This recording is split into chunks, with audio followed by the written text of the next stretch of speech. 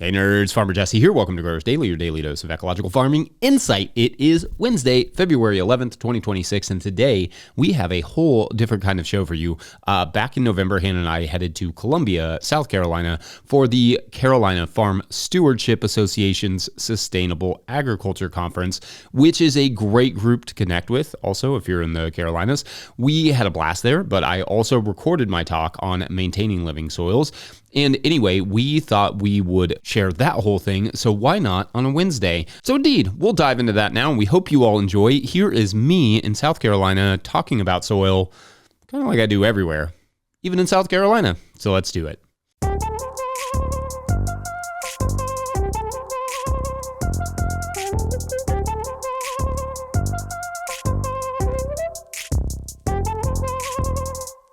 Well, welcome everyone. Thank you for coming out today. We're going to talk. This is going to be the subject of, conversation today. But I know, having spoken with some of you already at the conference, we have a range of what you're doing in terms of how much you're farming, or if you're farming, or if you're working with a food organization. All across, it looks like, just from what I can see, kind of across the spectrum. So we'll talk about a bunch of different stuff. I know it may be hard for some of you all to see some of these slides over here. So if you want to, you can come over, or in the middle of it, if you want to move over, that's fine too. What I want to do today, though, is kind of give some practical application to the principles of soil health. Because when I started growing, everybody was like, yeah, use cover crops, or, don't till your soil. And I was like, cool, how? And so I want to talk a little bit about that. Obviously, that is everything I do, and that it would take months to cover all this, everything, right? So we'll do our best, and if you have specific questions, we'll kind of, either I'll stop a couple times as we go through, or we'll stop at the end and leave plenty of time for questions. I tried to make this presentation not too long so that the things that interest you and you want more technical details about them, I'm happy to go into that. Or if you want more bigger picture philosophical stuff, we can do that too. One of the ways that you can sort of build on the stuff that we talk about today, I do a daily podcast, 5 days a week. It's called Growers Daily. You can find it wherever you get podcasts, or you can find it on YouTube. I've been doing it this almost over a year now, and I've been doing podcasting since 2018 in some form, interviewing people.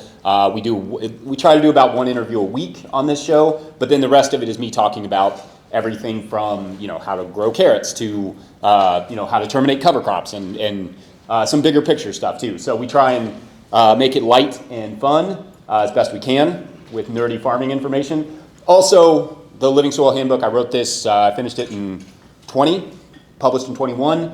And this has more detail about how the principles work and what they look like in practice. Because like I said, the biggest deficit for me was always that there just was not enough information about the how. I have lots of philosophical stuff about, soil life and, the soil food web and all these things. And I'm like, that's awesome. But literally, how do I do it? So that's a big part of what I want to talk about today. But obviously, as you have questions, as they come up, just let me know towards, when I take those question breaks. A little bit more about me. We do, this was our farm 2 years ago. It's changed a little bit, and I don't have my cat toy thing, pointer, which is good in case anybody brought their cat. But this is our farm. It's we're in central Kentucky. 6B is our climate. It's a little bit of a cusper on 7A, but we get really hot in the summer, really cold in the winter. We're classic Midwestern state in that way, even though Kentucky doesn't really want to call itself Midwestern. But basically, it's we do 3/4 of an acre. Well, and this, I guess we were close to an acre. We've brought it back down to now we're doing this section here, and then the rest has gone into perennials in the back there. Because my wife and I have kind of shrunk the farm as I do more of the educational stuff. So we've shrunk and picked up a couple wholesale accounts and just kind of focused on a few easier ones. And so the rest of it's gone into perennials. We're doing more fruit trees and that sort of stuff. So that's going to take some time to get going.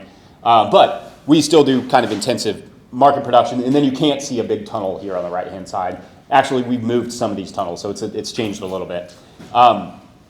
And Yeah, we do mixed vegetables. At the time we were certified organic. We dropped our certification because we didn't need it for where we're selling now. But we are selling. It's probably about, I don't know. Right now it's like an intensive third of an acre in production.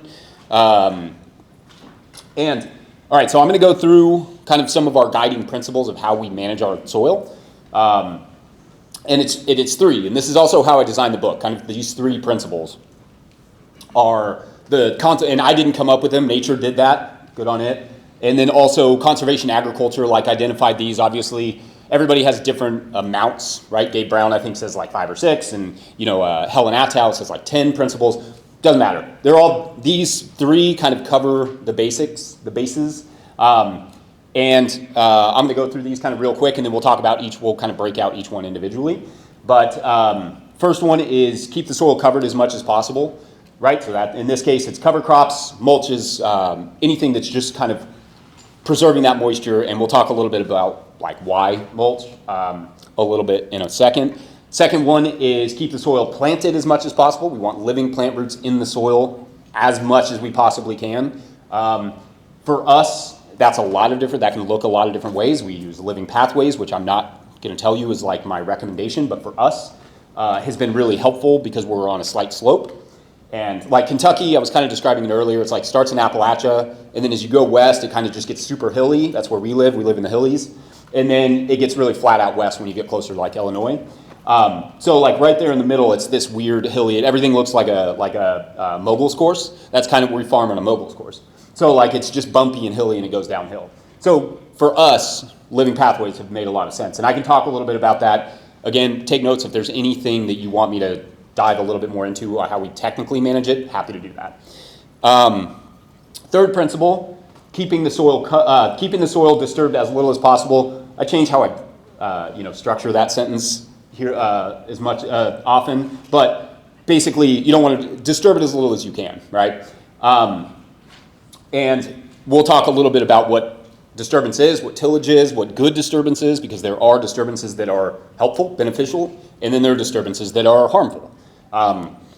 And the bonus one, the one that is kind of included in all of them in some regard, is keep everything you do as diverse as possible. The inputs that you put into your soil, compost, the types of what you put in your compost, and the different types of compost that you use, everything from the amendments, like if you're using alfalfa meal, you may also want to add some different amendments. And then just biology, different plants, like keeping it as diverse as possible, with the key principle, the hidden principle, being as possible, right? When we get dogmatic about these things, like we can come and we can say like, this is how I want to do it, and your soil is going to be like, yeah, but I'm clay or I'm sand and I need these things and you're not giving them to me. So if we bring our dogmas to the soil, we can't do that. Like this is a relationship that you have to build with your land, and you have to ask your land what it needs. And if you just come in and you're like, this is what we're doing, your land is either, maybe it'll respond well, but maybe it'll be like, yeah, I'm not on the same page as you.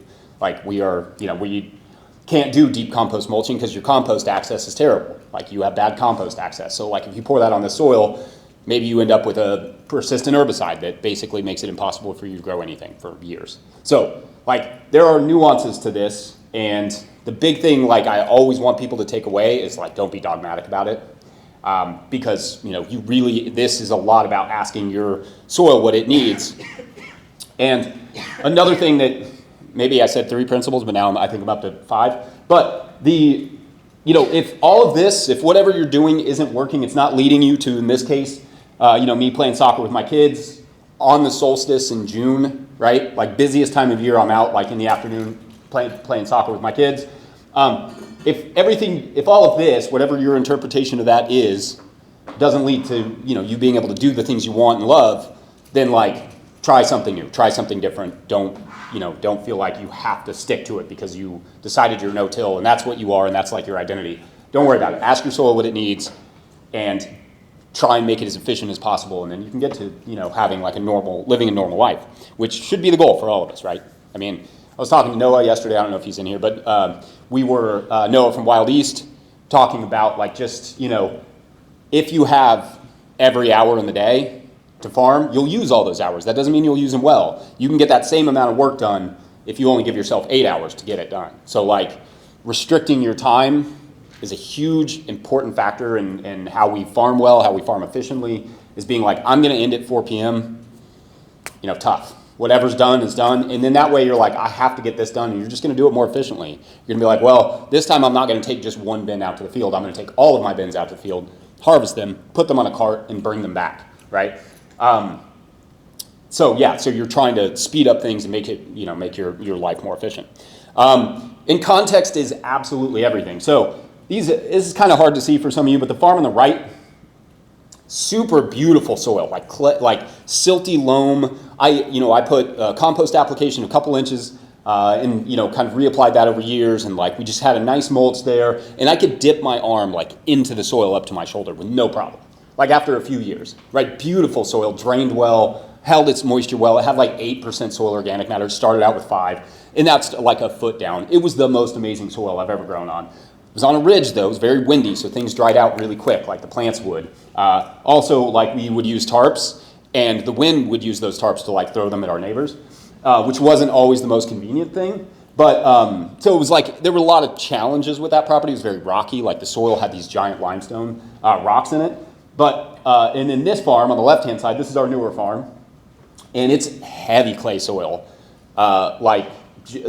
ridiculously heavy. It has compaction areas all over it. There were horses on it. They did some tractor work at some point that I can't tell why or what. But they, it's really intense, and it's still really, really hard to farm this property.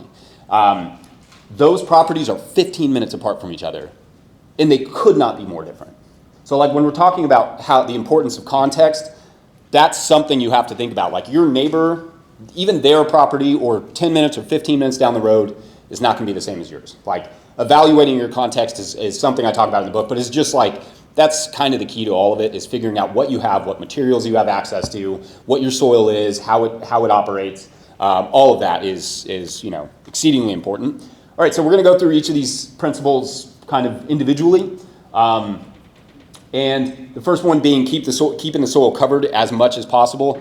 This is kind of basic stuff, but if we can get into some more of the details. But mulch, right? We all know why mulch, right? The mulch helps to protect the soil, so it can be protect the soil and from the sun, protect the soil from the wind, protect the soil from erosion. It provides habitat to microbes, right? Depending on the mulch that you're using, provides a place for them to live. It provides food for them, feeds the soil, right? As it breaks down, decomposes, depending on what mulch you're using. If you're using any sort of organic mulches, they are eventually going to break down, feed the soil, turn into soil organic matter, and cools or warms the soil depending on the mulch that you're using. This is an important factor because one of the things I talk about with context, a lot of times people say I tried to mulch with straw and nothing grew, nothing in my garden grew. And then they'll tell me they're in Canada, and I'm like, you put a really light mulch down on your soil, and then it basically stayed really, really early springtime temperatures all summer until the late summer, and it's not really a surprise that your tomatoes didn't do well because the soil never warmed up. So it can warm the soil, the contrast to that would be maybe us here in warmer climates where we are, especially where we are now. You're putting down a compost mulch or something, and you're planting sensitive lettuce crops into that in the middle of the summer, and you're they're just burning up, and it's partially because it's black compost, and so that's that it's getting hot, and it may be burning your plant roots. There are all these different considerations with that.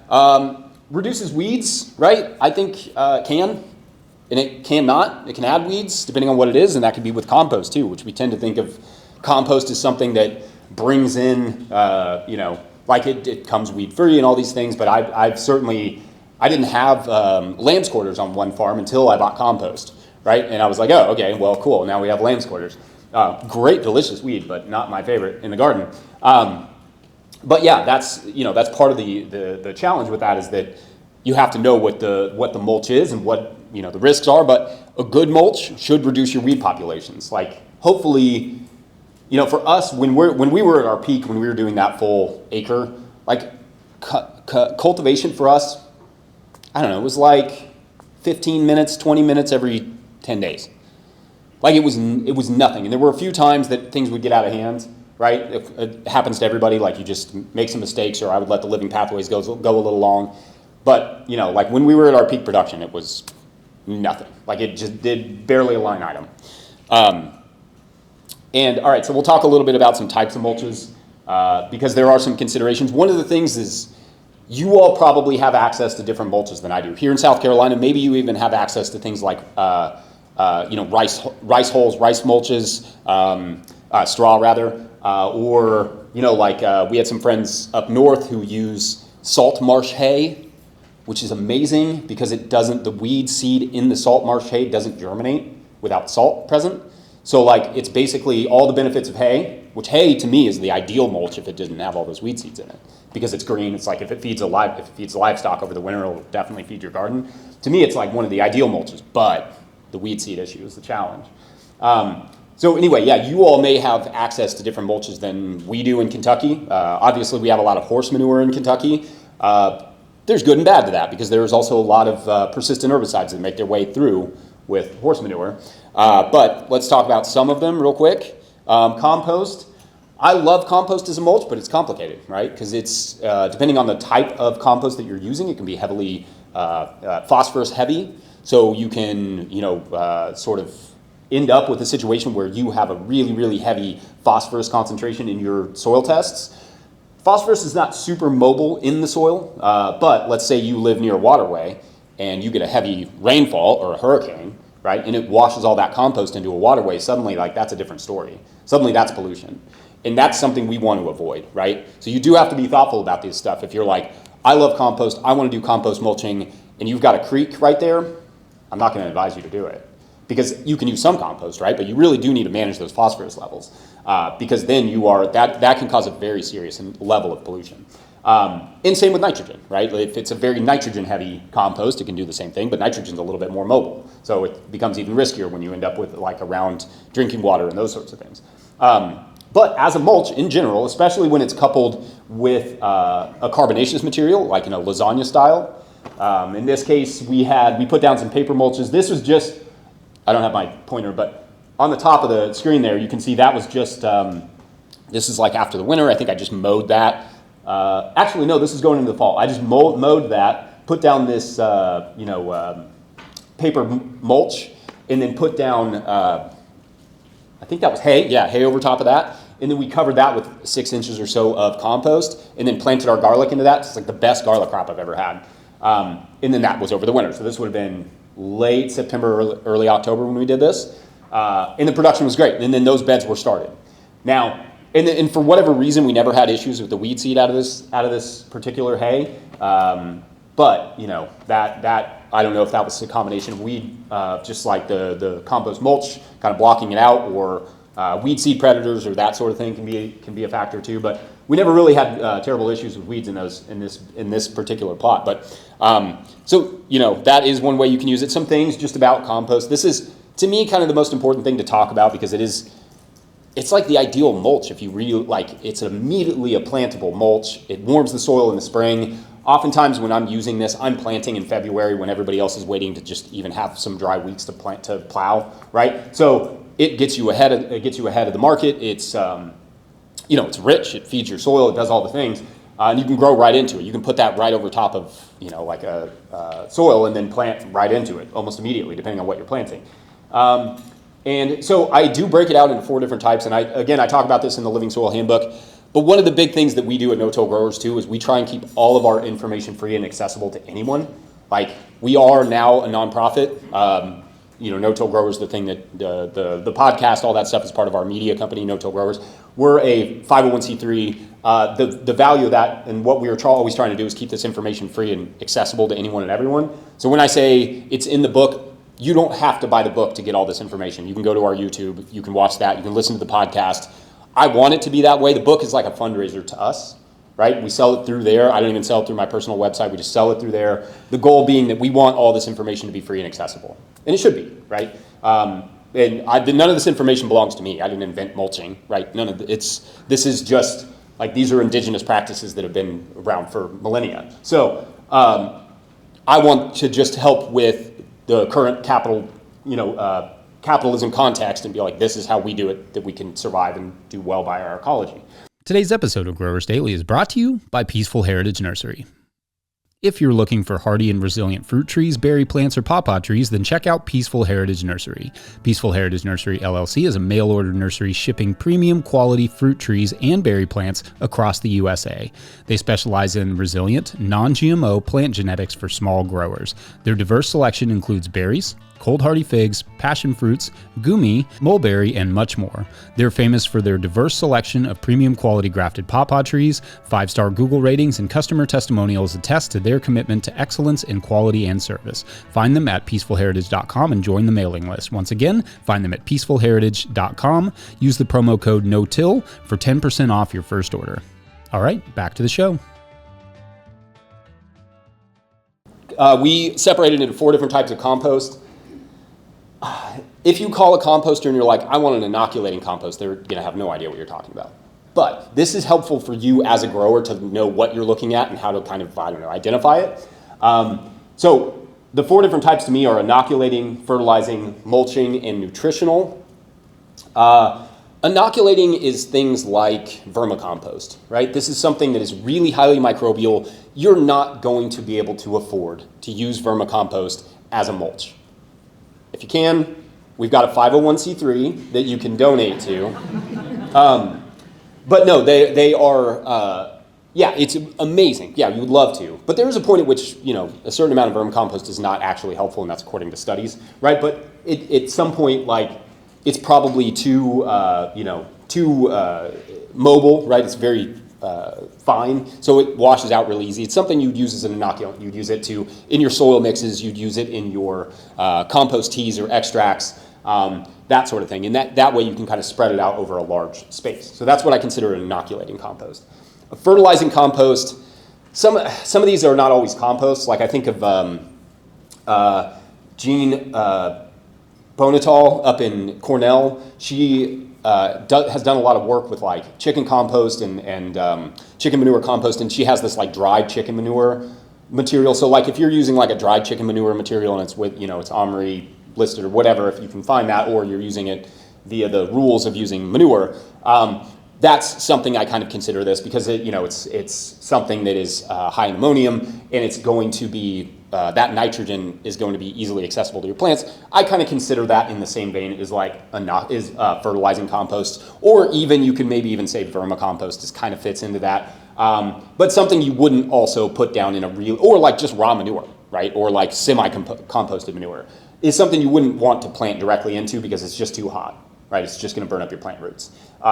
So that's kind of what I think of as fertilizing compost, and I've kind of adapted my feelings about that a little bit just to include some of those other things that aren't technically compost. Mulching compost. So an example of this is like one that we've made a lot in the past is giant pile of wood chips. We'll kind of layer those wood chips. We'll make a new pile, layer a little bit of blood meal, something like that, and basically we'll layer that, spray it down, get it wet, all that stuff, and we'll kind of let that decompose. So it's not like a super rich compost in the end, but what it is a really nice mulching material. And it tends to be pretty carbon heavy, and it serves its purpose. All it's trying to do is retain your moisture, do all the things that we want soil to do without also adding so much phosphorus. There are versions of that I've also made. Sometimes when I do this presentation I have videos, but honestly, the videos are never very worthwhile, so I've decided to pull back a little bit from that. But there's hay mulches that you can basically just, if you have some spent hay, what is it? Oh yeah, hold on one second. Chips layered with blood meal and left to sit for like a year. Yeah, so the question was wood chips layered with blood meal and left to sit for a year. I usually do get it pretty wet, with each layer, just because you need that moisture. Microbes need moisture for decomposition. So. But yeah, another version of that would be like if you had spent hay and you get that, nice and moist, you could add a little bit of that blood meal, but oftentimes spent hay has enough green in it to decompose readily. So we'll cover that with a tarp. We'll get it really wet, we'll cover it with a tarp and let that decompose. That tarp just traps in that heat and germinates some of those weed seeds. And then it's a little bit hard to work with, but if you let it sit for long enough, it'll be malleable, and then you can, and usually like 6 months to a year. You check it. Wood chips take longer. They're just, it's a bigger material. And, did I do, nutritional. The nutritional would just be like you're super well balanced. You have a professional making it. This has got all your plant nutrients. Like I think of, like raised bed mix is a good example. Like you find a good composter. My friend Jane Murner up at Earth Care, like they make like a raised bed mix. Like that's like the ideal nutritional compost, but it doesn't have to be that. It doesn't have to have peat or coconut coir or whatever in it. It could just be a compost, but it's really thoughtfully made to be balanced, to be complete. And then that could be. I mean, that's your ideal soil covering, right? Because that has everything you need to grow plants, and it's mulching the soil simultaneously. Cons or considerations, I guess. Things like persistent herbicides. These are, if you're talking to a good composter, this is already on their radar. Like they know they're trying to avoid things that could have persistent herbicides that resist decomposition. They tend to be water resistant, so microbes can't as readily break them down. Can be a half-life of anywhere from 6 months to like 3 years. So, some of the, it could come from a range of different things. A lot of times it does come through manure, depending on what the horses ate. It can come through straw. It's good to just have a composter that knows how to avoid those things as best they can, or is also doing longer-term good hot composting, because eventually they will break down. It just takes some time and it takes some thought from the composter themselves. And when I'm talking about, obviously, like I have friends that have been burned by this. They plant these crops and then they're like, this doesn't look like a bean plant really. It's like, it gets gnarly and it doesn't produce like a bean plant because it has been, contaminated. And it's really, really hard to test for it. Like they're often effective in like parts per billion. So like, it's really, really hard you can do it. You can send these off to get tests, but they're really limited in what they can effectively measure. And sometimes it'll come back and be like, no, and you'll be like, I can literally see it in my plants. And they'll be like, yeah, we're not finding any of the persistent herbicides. I had a friend that went through this, ended up having to move off their farm because they'd put down so much compost. So this is like, when I say you have to be considerate about these things, like you really do. You have to talk to that composter that you're getting your bulk compost from. And in a situation where like maybe you did get some contamination, there are things you can do to remediate it using cover crops, extracting those cover crops to an area or disposing of them because they will bioaccumulate some of these chemicals. But yeah, I mean, ideally you don't have to do that part. That's not fun. And then obviously I already talked about excessive nutrients and also microplastics. They are everywhere, but they are also in like bulk compost, especially municipal compost, where they'll just take whatever. And you can't always see them. Sometimes you can see them. You'll pick it up and you're like, that compost is usually not blue. That's interesting. That, and then I've found syringes, I've found underwear, I've found all sorts of stuff in our compost. So not always, ideal. But at the same time, there's a part of me that likes the idea of, and I know I talked to my friend Jane recently about this. She doesn't like it when I say it this way, but like it is like this element of sort of waste management, of like taking this quote unquote waste, right? These food scraps and stuff, and then turning them into food, even if there's like, some issues with it, if it's imperfect. Like I like that because I don't like, the food waste is way worse than just like that small amount of contamination. So anyway, let's see, hair straw. Hair straw comes with its own complications in terms of hay. Obviously, we talked about the weed seed. Straw, we didn't talk about the weed seed, but we could because it can come with wheat. Or maybe in this case, it may be rice if you all have any sort of rice straw access. And also persistent herbicides or herbicides in general with something like, sometimes hay is sprayed with broadleaf herbicide. It's not super common. It's best to just know the person selling you the hay. Like if they produce the hay, they'll tell you.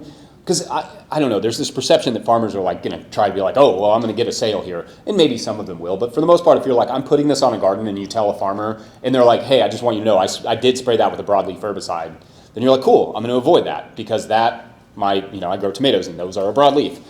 So that's not something that I'm going to want to put on my garden. And most of the time, like my experience is if you're getting directly from the source, they'll tell you. Or like desiccation is a thing with straw. In some areas where it's usually up north, you're probably not going to have to worry about it here unless you're getting this from a wholesaler. But the idea is that people will be finishing their crop, let's say like you're towards the end of a season of a wheat crop and it's like starting to get cold and you need that to finish. You may spray it down with like Roundup or something to desiccate it, to dry it out, and then you harvest it. And then when you harvest that straw, it still has some percentage of that herbicide on it. Now, if they spray what's called a pre-emergent, and they will, like I've had farmers caution me about it before, they're like, I don't spray the crop at all, but I do spray a pre-emergent, then you're kind of just going to have to decide what your risk level is there, but that doesn't concern me as much. Pre-emergent just means they have a bare field, and then they spray that with something, and then they grew the crop, and then they harvested it. If they didn't spray the material directly, I'm not as concerned about it. Ideally, they're not spraying, but like we all are around conventional agriculture probably. Anybody that's here is growing. We know these can be really great people, and they are trying their best to be like ecologically minded, more increasingly so. But giving them an incentive, giving them an economy that's like, this is what I want, that helps too, right? If they're like, oh, if I don't spray this, then I can sell it for $1 more a bale, like that's great, that's good. It creates an economy for them and an incentive. But also, like if they don't want to like upset their neighbors either, so they're not going to lie to you about it, generally speaking. I can talk more and more about that, but I know I have not even gotten to the second principle yet. So cardboard and paper mulch. Cardboard also comes with a lot of risks. Paper mulch, you can get OMRI approved. That would be like the organically approved paper mulches. Cardboard has its own risks in terms of PFAS, which we haven't even really talked about. Generally, you're not going to find that in compost so much because that comes from like sewer sludge, that sort of thing. Like it comes from municipal waste can contain that. PFAS is a forever chemical. It's just not something you want. Plants do bioaccumulate it. It has been linked to various cancers. So it's not something we want in our soil or in our food. Cardboard can contain it because it's actually a similar to persistent herbicides. It's actually a water resistant, so it doesn't decompose quite as easily. It's used as fire retardant. Water. All of us are wearing probably something, or many of us are wearing something with some sort of PFAS right now, right?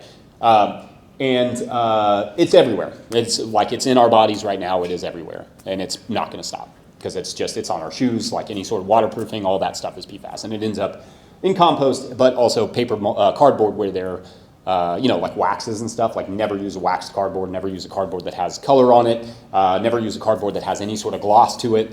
Just if you're gonna use cardboard, it's not my favorite thing, but if you're gonna use it, just use blank cardboard. And it has, there's like when we're talking about combinations, like a cardboard or cardboard paper, and then you're kind of layering that. That can be fine if you're using a good cardboard that you trust. All right, let's see if we can. I'll jump through a couple of these other ones.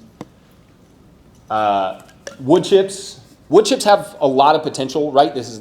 They're abundant for us. I'm sure you're probably in the same boat. We have a lot of biomass here that falls down. People need to clean it up, and then you end up with a lot of wood chips. So, and they're often free because they're those wood chippers are having to pay to deliver it to like a landfill. So they're willing oftentimes to give it to you for free. So a great resource. You just got to know how to use it. And like I said, I don't use it raw. I do not use it on my bed tops. I don't even really love it in my pathways. And being on a hill, the reason I don't love it in my pathways is because it doesn't stay in my pathways. If I really want to waste like my time, then I put it in my pathways because it'll just wash onto the beds. For us, that's a big reason why we went to living pathways is because you just can't. Like the other things won't stay in the pathways, including bare soil, which will effectively just wash out too. Sip of water real quick.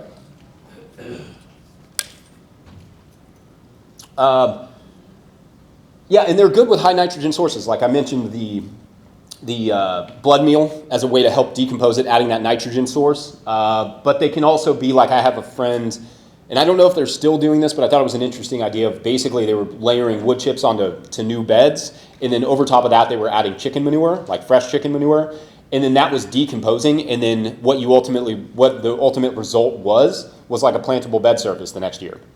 So it's kind of like a composting in place or decomposition in place by using that extra nitrogen. They're great babysitters. Kids love wood chip piles. If you need, get that and a trampoline, and you're like covered for the season.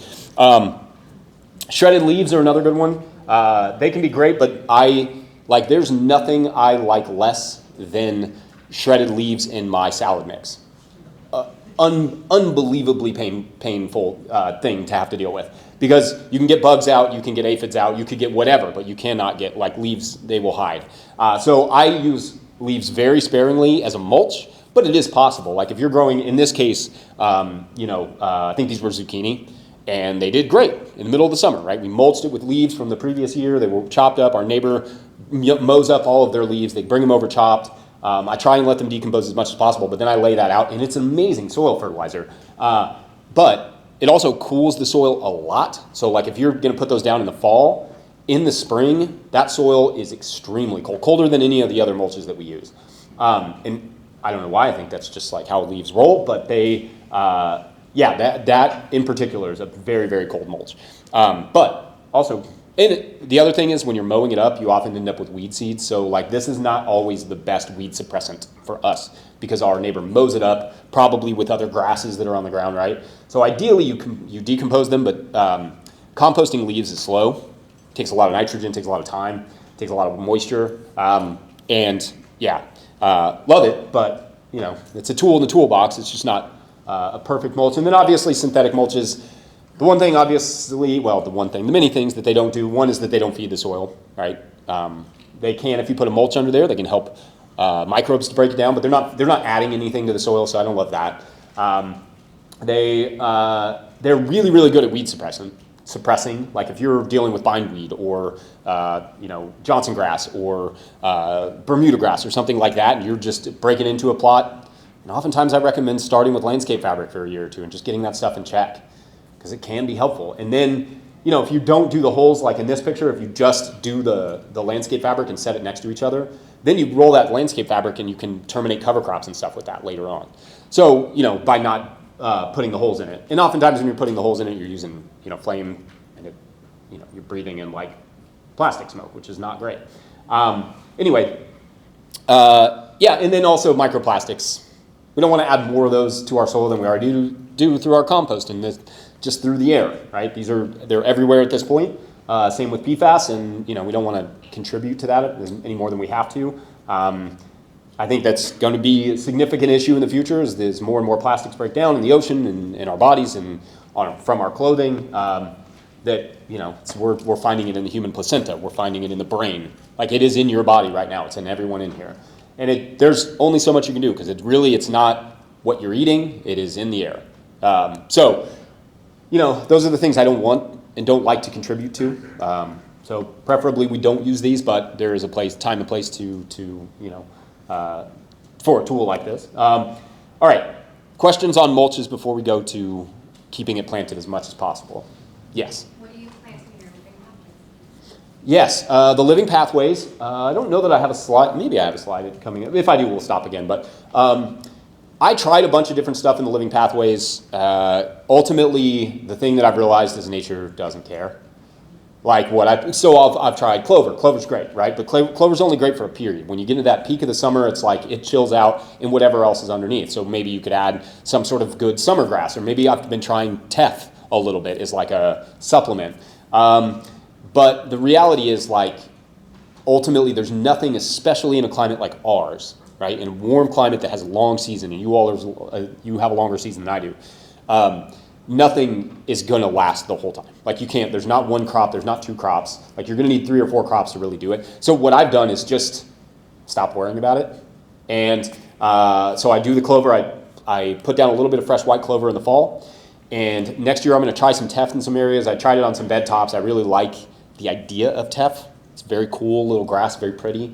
But I haven't figured out exactly how to utilize it yet, but I'm going to play around a little bit with that. I think perennial rye could be another option that you could put down in the fall with your clover, but you need something for the summer, and the summer's the hard one because there's very few summer grasses that I want around my plants. There are very few summer plants that spread and sprawl.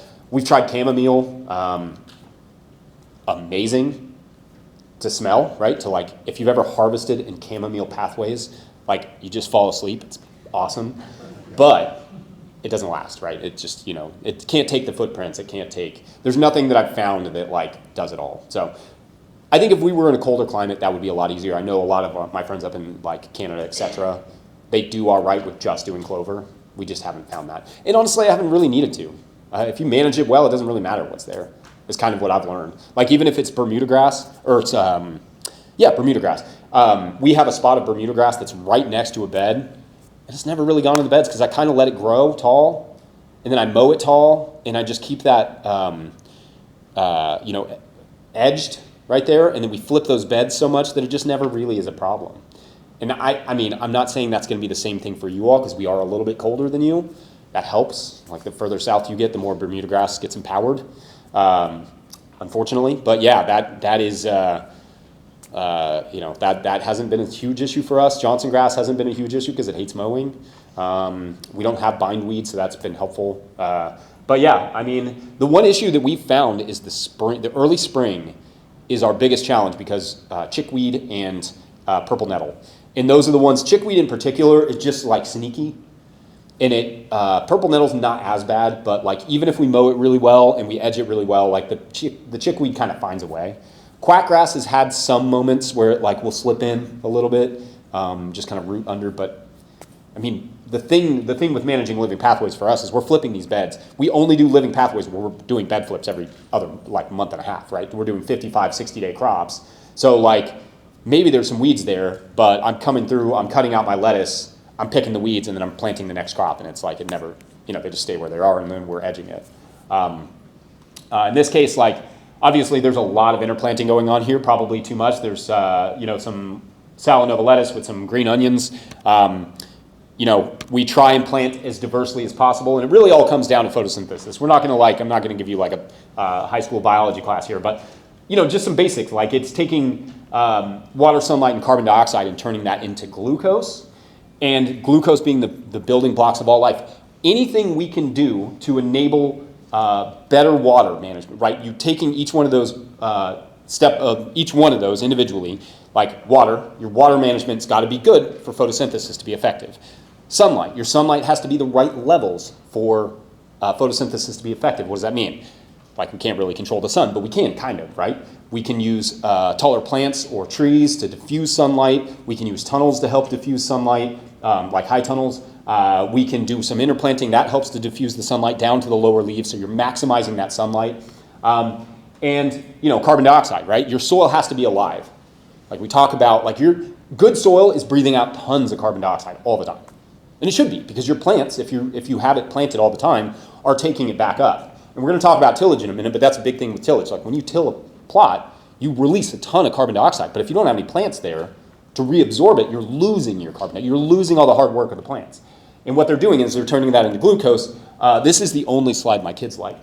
But glucose, just think of it like that is the building blocks of all life. That is your plants. That is your fruit. That is your flowers. That is, that's what that goes. But it's not just like all the above ground stuff, all the roots and etc. It is also the roots, but also the root exudates, these little carbonaceous cocktails that the plant makes to attract certain microbes, and then you get this, you become part of this by having these plants in the soil, you become part of this ecosystem by taking all this carbon, turning it into glucose, and turning it into other things. And you think about it, like one of the things, the story that I like to digress on a little bit is, when colonists first arrived in America, they were just blown away by the abundance.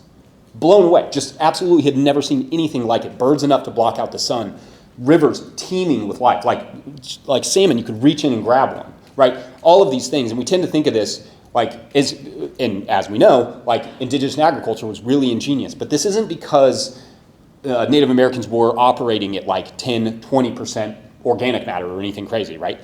Like 8, 9, depending on where you were, like normal, like pretty high, but like nothing crazy.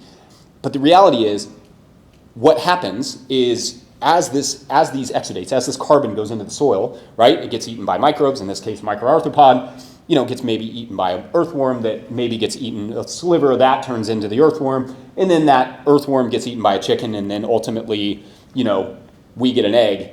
And what you get is that all that carbon that's getting pumped in the soil, it's not staying there, it's becoming other life, right? Because the soil, once it gets full, once it's like, I've had enough, it starts putting that carbon into other life forms. So it starts putting that into the worms, into the microbes, into the worms, into the chickens, birds, etc., into the moles, the voles, all the things, and then slowly it goes out. So like once a soil is sort of what we call like sort of saturated, right? That doesn't mean it stops. that means it starts putting it into other life. And that, to me, is always what we're trying to go for when we're talking about keeping it planted as much as possible. We're trying to create that life in the soil that goes into, that goes into all the rest of the life in the world. That's how you end up with birds enough to block out the sun, right? By keeping the soil planted as much as possible and managing it really well. And then you end up with us, like just, in this ecosystem, being a part of it, being stewards of it in the way that indigenous people have been for millennia. Today's episode is brought to you by Tend. Farming is hard, running it shouldn't be. Meet Tend, the purpose-built platform built by farmers for farmers. Plan your season, map your farm, and track every task from seed to sale. No more spreadsheets, no more guesswork, just smart, seamless workflows. Tend adapts to your farm, 1 acre or 100. Real-time inventory, sales, labor, tracking, traceability, and analytics all in one place. You grow food, flowers, fruit, and more. Tend helps you to grow smarter. Start free today at tend.com. That's TEND.com. All right, back to the show. It is about diversity. I don't think that it is about diversity, right? But it isn't about diversity so much that it's too complex to manage. I've done that. It's too complex to manage, right? Like when you're trying to do 15 different interplants and you have beets with your underneath your tomatoes, and then you have some green onions shoved in there and some basil at the ends. Like you can do that and it can work, especially on a small scale, but it's a lot to manage. It's a lot, especially when your organic certifier's like, what's your rotation now? So as much like this is with the living pathways, you can see there's like this bed over here, beets with lettuce, and then the bed that's under the shade cloth has beets and lettuce with it. I think there's potatoes next to that we're following like a arugula crop or radish crop, I can't remember. And then, peppers, and then just abundance, right? It's very abundant, but it is really hard to manage that. So diversity within reason as much as possible. Like you want to have a good crop rotation. They're like people talk about not rotating their crops. It's possible sometimes if you have a really healthy soil to get away with that for a little while. But the idea is you're missing out on some of the diversity that you could be bringing in, some of the microbes that can protect your soil from various pathogens.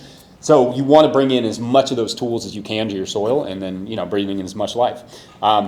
And I don't know why it says again here. I think I deleted a thing, but yeah, all of these principles are about reducing compaction and increasing and protecting from erosion, all that stuff. It's not just mulch that does that. Plants do that as well, right? Your plant roots really hold your soil in place, and I think that's hugely important. As a grower, I've seen where when I flipped a bed, the water washes out, but when I flipped a bed without tilling it, and those roots are still in there because I'm leaving the plant roots in the soil after I harvest. Like let's say I've got a bed of lettuce, right? And we grow a lot of lettuce. It's just an easy crop for us, and we're really good at it in the summer when everybody else doesn't feel like bothering with it. So it's been a great market for us.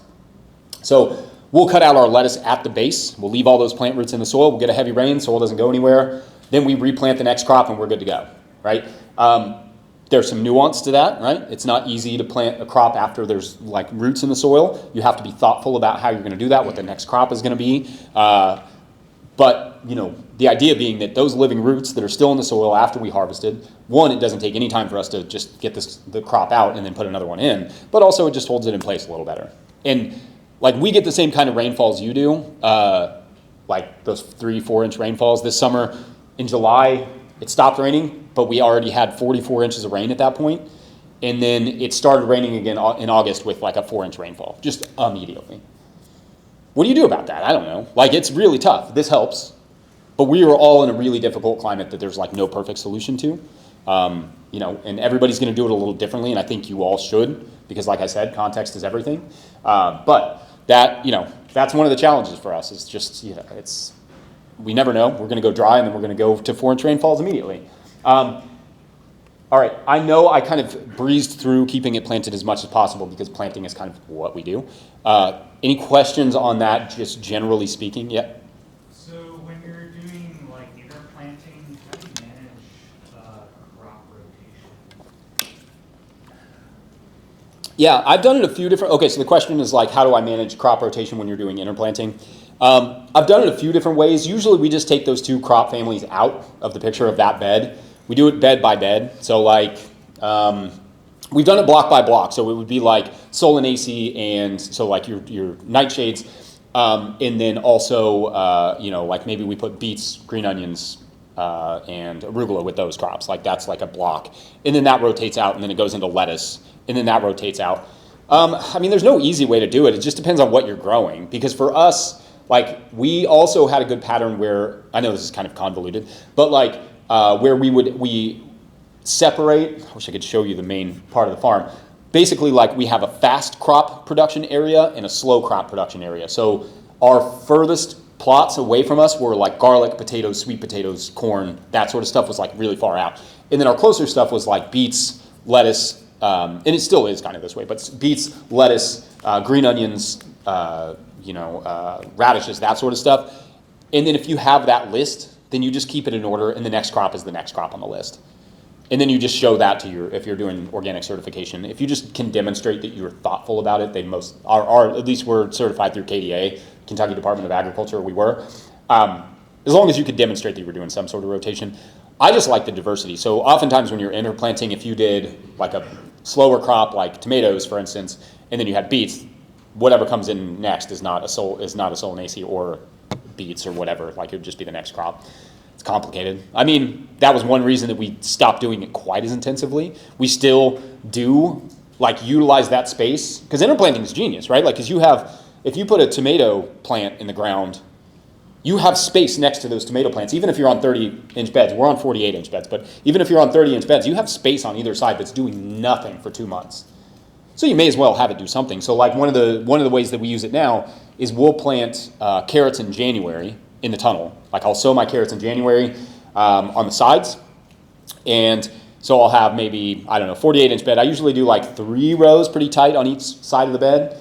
And then right down the middle, I'll put we'll transplant in like April, we'll transplant our grafted tomatoes right in the middle. I don't have a picture of this, unfortunately. I wish I did, but you can find it on our YouTube and stuff. But and then we'll transplant our tomatoes right in the middle. We'll pull those carrots out before the tomato roots really take over, like in April, like late April. And then the tomatoes take over that bed. That way we utilize that bed for a really high profit crop that can grow pretty well early in the spring. And then the tomatoes take over, and then we just leave it to that. And then we'll use that space where the carrots were to side dress the tomatoes throughout the season.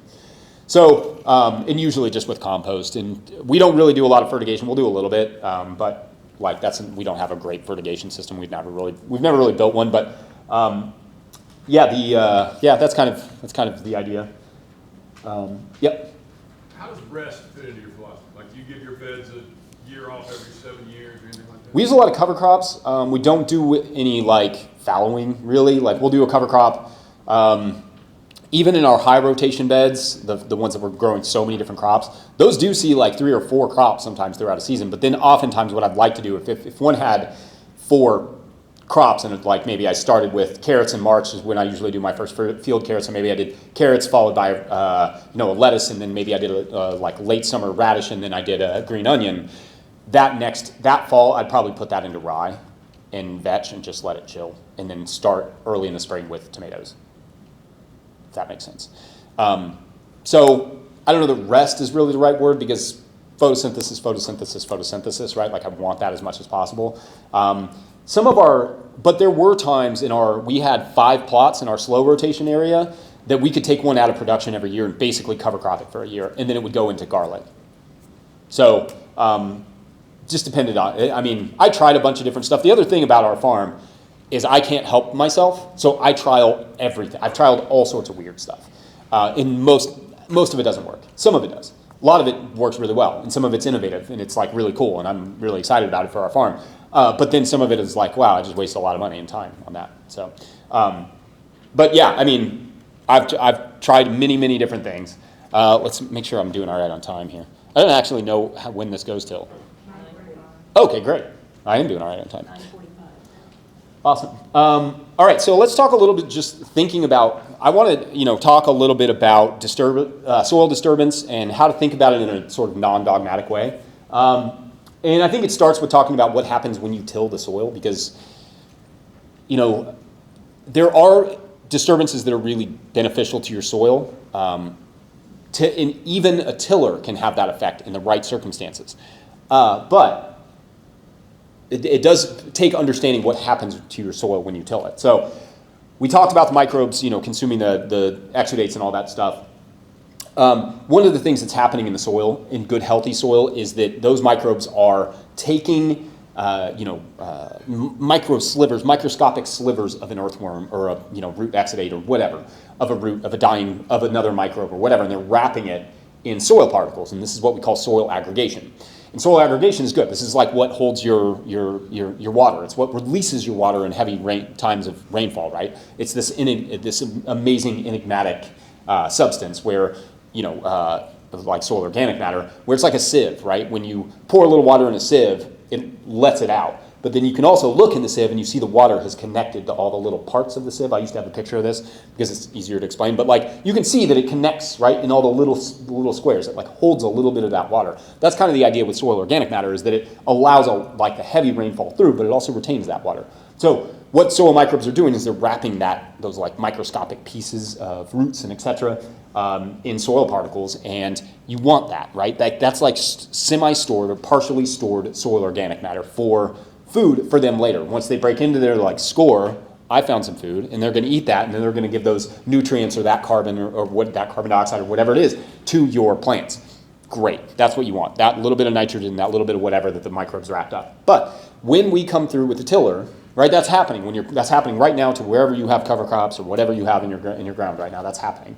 What happens when we till it, right, is we are doing a few different things. One, we're breaking apart a lot of those soil aggregates. We're killing like our earthworms and arthropods and all the things that are in the soil, but we're also, breaking apart their home. We're maybe we're creating compaction, which is like a whole other topic, but we're breaking apart those little soil aggregates, and what we're doing is we're like releasing, or we're whipping in a bunch of oxygen, which encourages oxygen-loving bacteria. Fine, it's good. Those are good in a small percentage, right? But we're basically making an environment perfect for them. We've just released a ton of food, and what they do is they start consuming that carbon that's been locked up, and it releases it in the form of carbon dioxide. Generally, that could be okay, right? If you have plants above the soil to recapture that carbon dioxide, but when you don't, you just lose it. So all that work that your plants have been doing, we kind of just undo it by tilling too heavily. Doesn't mean there isn't a place for tillage, but and I'll talk about that in a second. But yeah, I mean, the other thing with that is you may be creating compaction. Compaction layers both low and high, right? We've seen compaction on the soil surface. I may even have, you may even see soil compaction that, like I showed you a minute ago, or like that cracking, like anybody who's ever done, I've worked on a tillage farm I've worked on one for 3 or 4 years.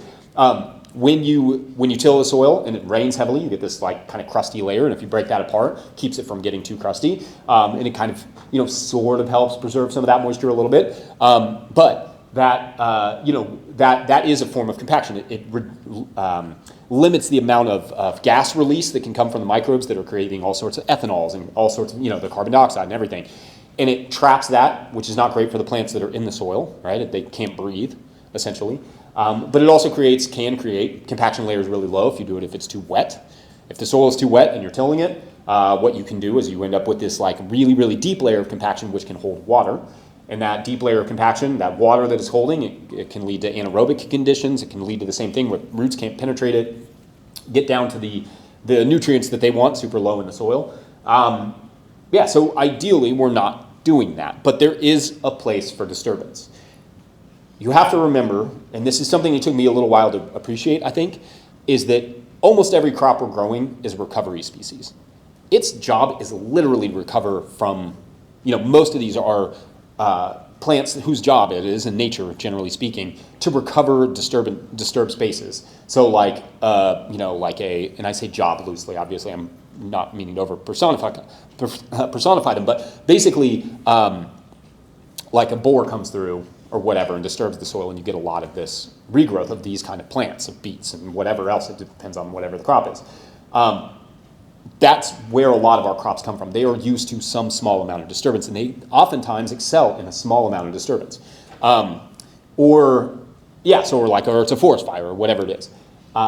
So that's something like, it is worth appreciating that some amount of disturbance is going to be helpful to the plants that we want to grow, and that they can recover that soil really quickly. But there's both doing it too much and doing it too little.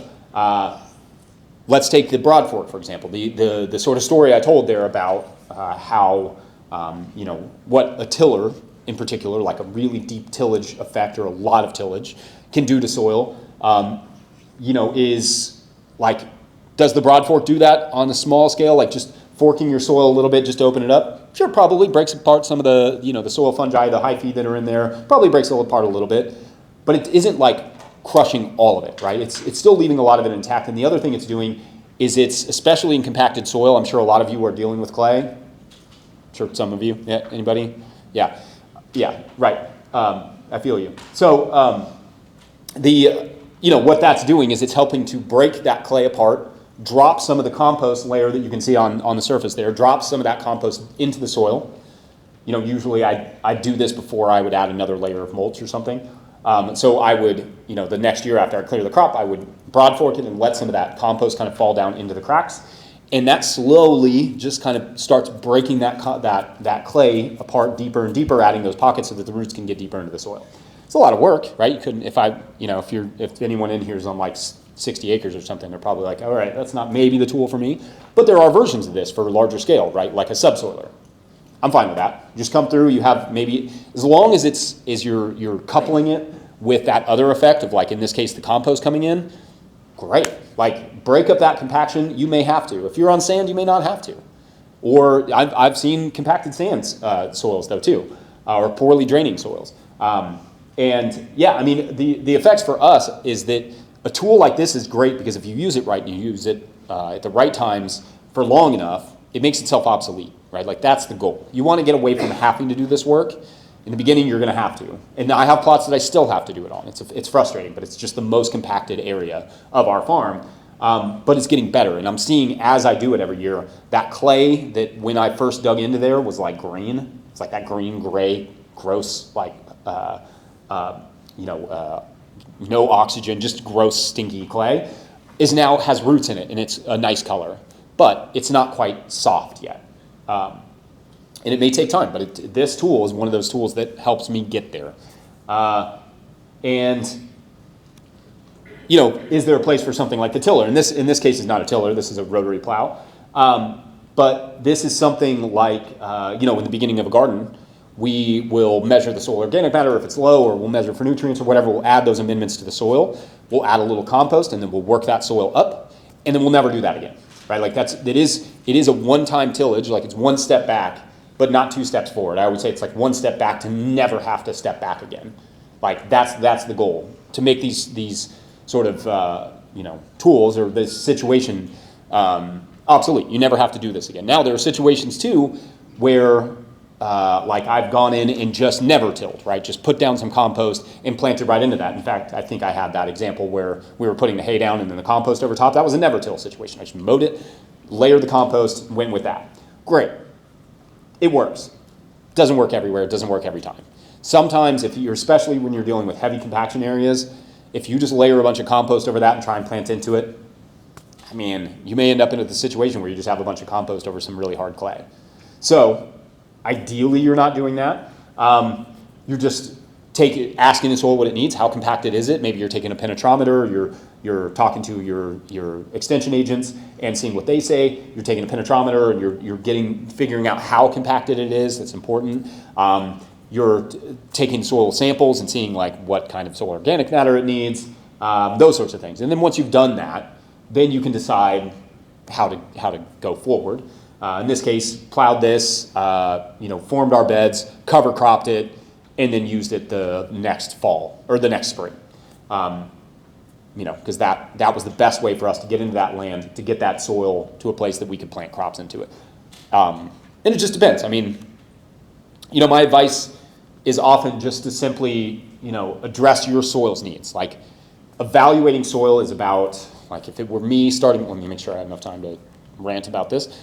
All right, I'll take 1 minute. But basically, for me, evaluating soil starts with, like, let's say we've got a pasture, right? I'm going to go in and I'm going to get a soil sample and I'm going to send that off to,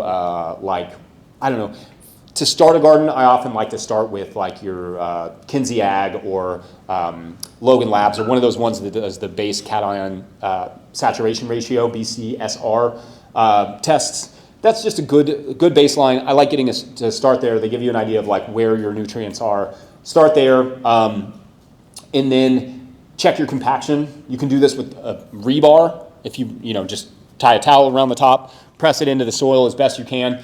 If it goes down like this without too much trouble, especially on clay soil, so like 8 to 10 inches, maybe a foot, without too much trouble, being able to use your body weight, then plants will do all right in that. You probably don't have to like seriously worry about compaction. If it stops like an inch into the soil, you're probably going to want to till it, honestly. You're probably going to want to work that soil up, get some good compost worked into it just to keep it apart, and then go from there. And then it's just about monitoring it. And for monitoring it for soil test, I like the Haney test because that gives me a little bit better of an idea of the biology. You could start with that test too. It's good to stay with the same person. I don't really know why I do both, but you can. And then Ward Labs is the one that we use for that. And then sometimes the vegetation that's there will tell you a lot about it. Oh, another important factor in evaluating your soil is doing a drainage test. Just dig a hole, fill it with water, like in a drier time. Not like in the middle of the drought, but like after the soil is dried out enough to the point that you would maybe till it or something. Dig a hole in that soil, like let's say 18 inches by about 12 inches deep. Fill it with water once, let that water drain out, then fill it with water again. If it takes 24 hours to drain, then you've got drainage issues. And you're going to have to think also, there's so many things to say about site evaluation, and I'm assuming that you've already looked and been like, this is not in a floodplain or whatever. All those things that you've already done, but it is also good because the plot that this property here, when we looked at the NRCS soil survey, it was like, awesome, you scored, you got great soil. And we were like, cool. And then we show up and we start digging around, we're like, hold up, this is not like exactly what they said it was. Because they know, they have an idea of what the soil is, right? But they don't know what the previous landowners necessarily did to that soil. So, so we were surprised, you've got really bad drainage issues. And so we've had to manage that kind of in situ, realizing it in real time. And that was a huge learning, big lesson for us. I think, and also just, I want to emphasize, don't worry about what other people say, about what you're doing or about what they're doing. 1 second. And then, do whatever your soil needs, ask it what it needs, and then, treat it as best you can according to what you have access to. And I think, and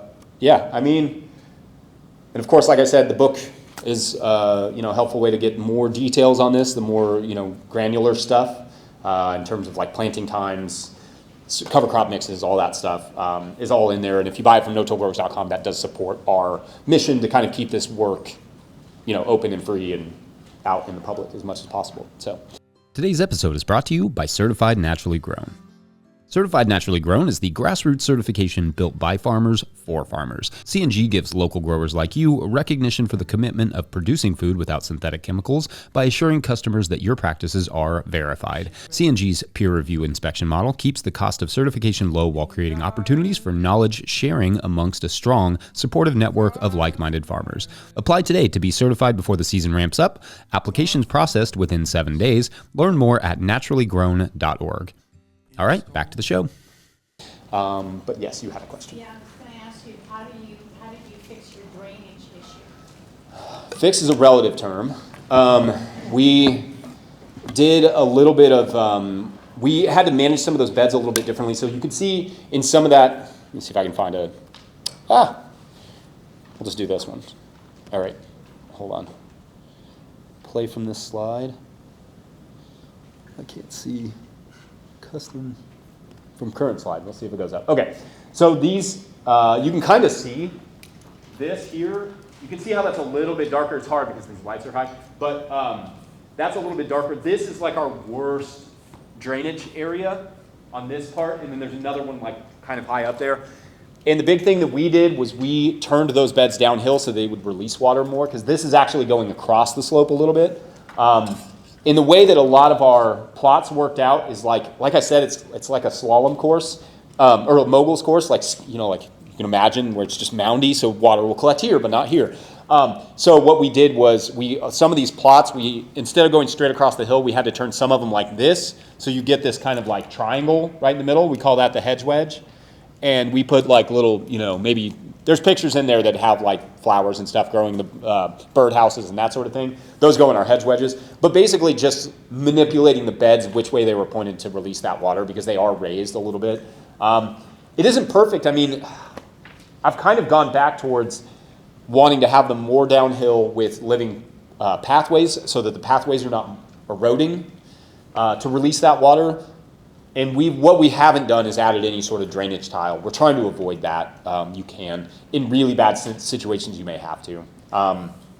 But we've tried to avoid any sort of drainage tile, French drain, any of that stuff. We've just kind of done, we've tried to just manipulate the water a little bit better with how we situate the beds. We haven't done on contour, obviously. It's not like nothing's curving. Because that's just like, if I was to do that, right, you'd have these big, long, curvy beds, and then I would have row cover, and I would be like, it'd be a nightmare. So I prefer this. Everything's standardized. It's all 50-foot by 48-inch beds. And the pathways are 20 inches, or actually 18 inches. The thing with the pathways, we manage those with a little electric mower, like push mower. It's fine. I already owned a mower. And if I thought about it, I probably would have just not bought the electric mower and then just made my paths 2 inches wider.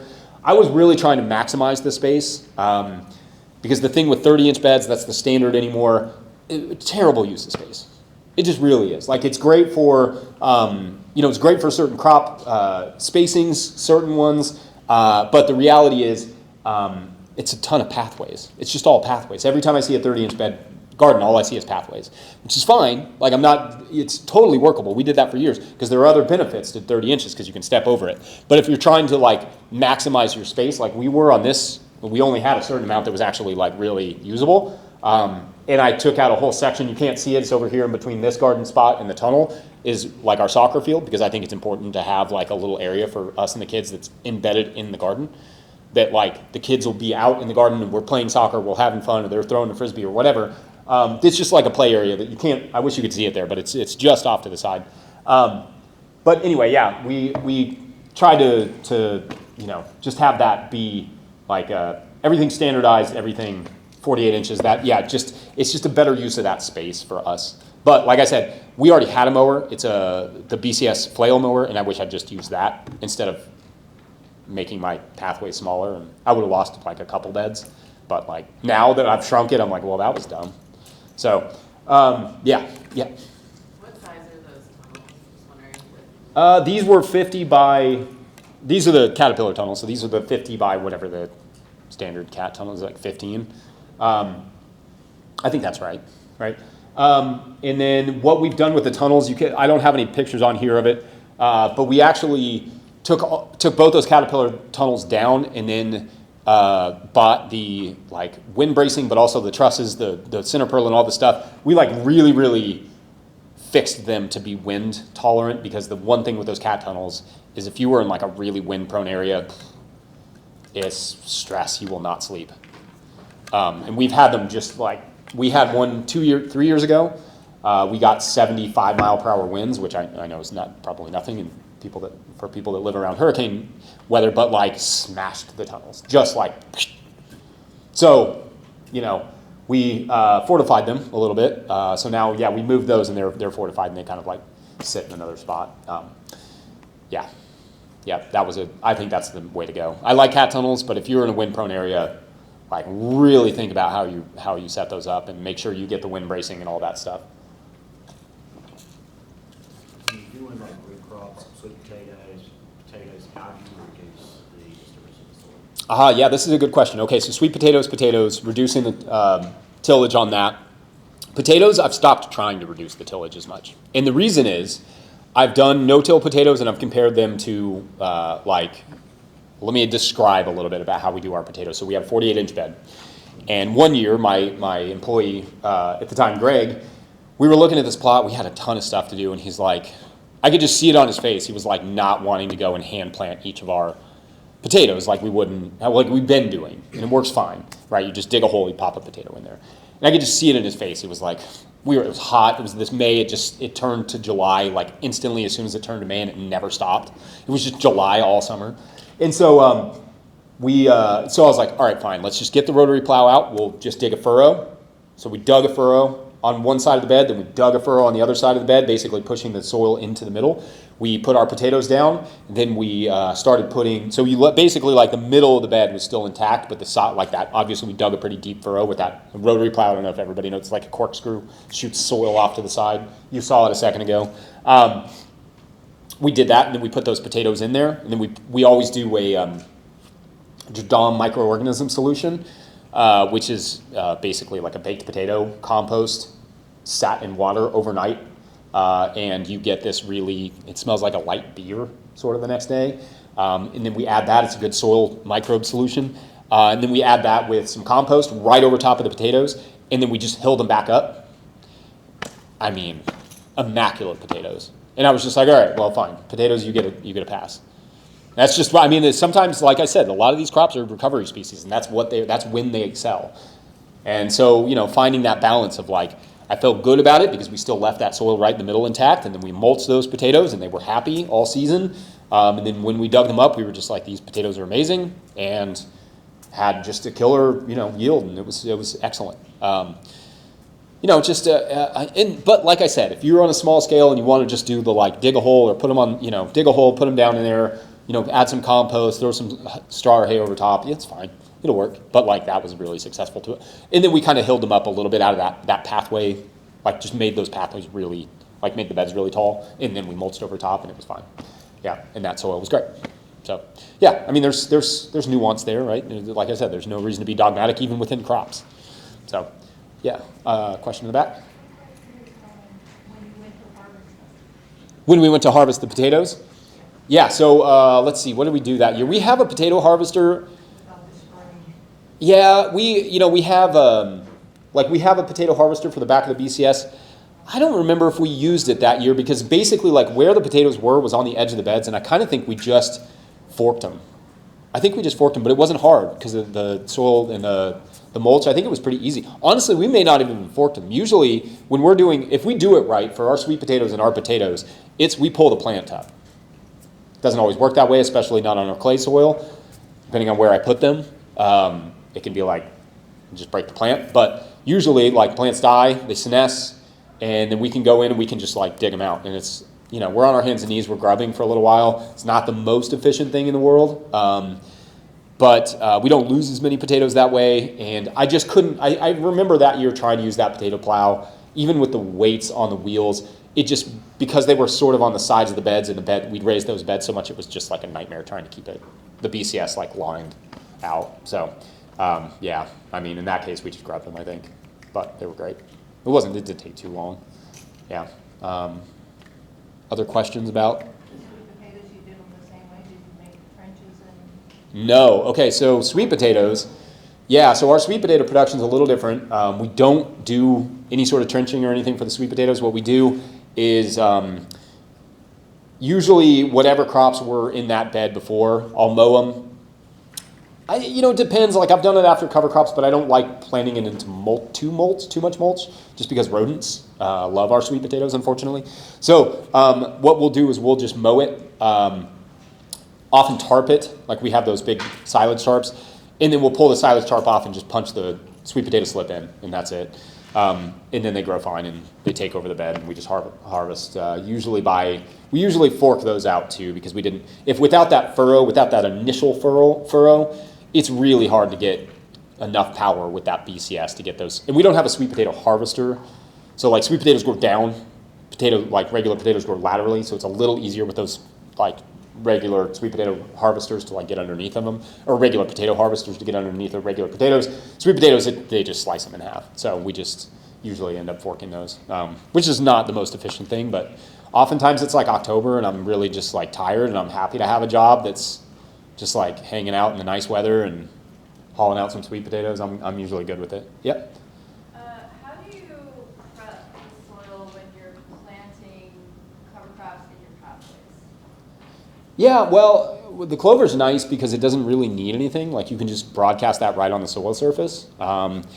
If the teff is somewhat similar because it's a pretty small seed. Any of those clovers are pretty small seeds, so they just kind of like work their way right on top. And for instance, like let's say like okra, right? I love growing okra. After the okra, we'll often follow it with like crimson clover.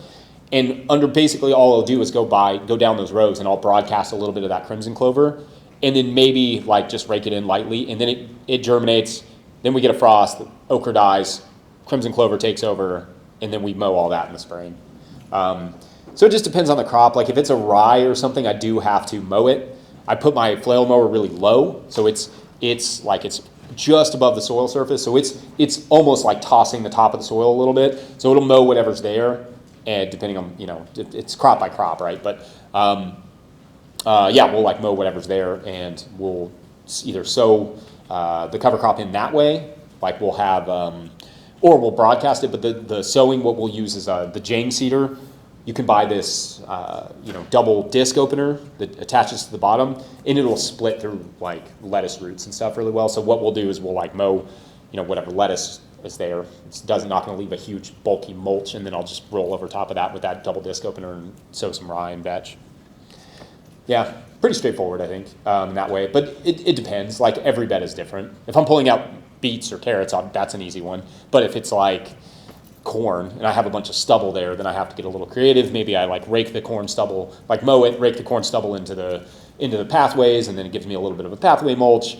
And then also the cover crop or whatever's next after that, usually after cultivating a little bit if there's some weeds. Yeah, something like sweet corn, that would be, just depends on the crop. Yeah.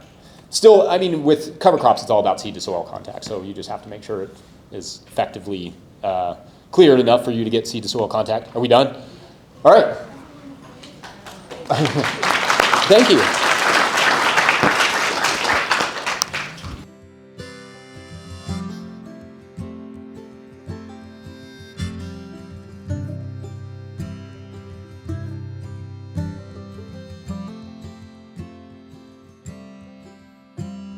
Shipwreck. All right, I hope you all enjoyed that episode. I haven't been doing a lot of seminars lately, but maybe if you all enjoy those from time to time, I can do more live seminars and then share them here. Most of that info, obviously, you already have heard here or read in the book, but maybe there was something new in there for you. Let me know what you all think. Also, don't forget, this weekend we are all birding for the Great Backyard Bird Count. You do not have to be a good birder to do this. You just have to download the Merlin app on your phone, and you can follow the link in the description for details. If we count the birds, we know how many there are or aren't, and that will help Cornell and those others to get a good idea of what the state of birds is right now. Otherwise, I think that's it for this Wednesday. Don't forget, No Till Growers is officially a nonprofit 501c3, so donations like any end of the year, beginning of the year, middle of the year donations, they're all tax deductible and greatly appreciated. Please make sure to like and subscribe and or follow wherever you're getting this podcast. That is a super easy way to help us out. Enormous thank you to all of our show sponsors. And if you'd ever like to sponsor the show, you can reach out to Farmer Michelle at notillgrowers.com. Huge shouts to Willie Breeding for the theme music, Mike Hilbert for the production help and editing, and my wife Hannah for absolutely everything in the world. Also, shouts to Epidemic Sound for the background music that you can hear. Didn't know. Pick up a hat or a copy of my book, The Living Soil Handbook, at notillgrowers.com to support our work. Big thank you to everyone over at patreon.com/notillgrowers, where at a certain level, or if you just bump up from one level to another, you sign up in the month of February, you would get a shout on the show regularly, but not today because we will actually be saving that for tomorrow. So anyway, thanks for watching and or listening. We will see you then. Bye. Wild and loud, I was just waiting.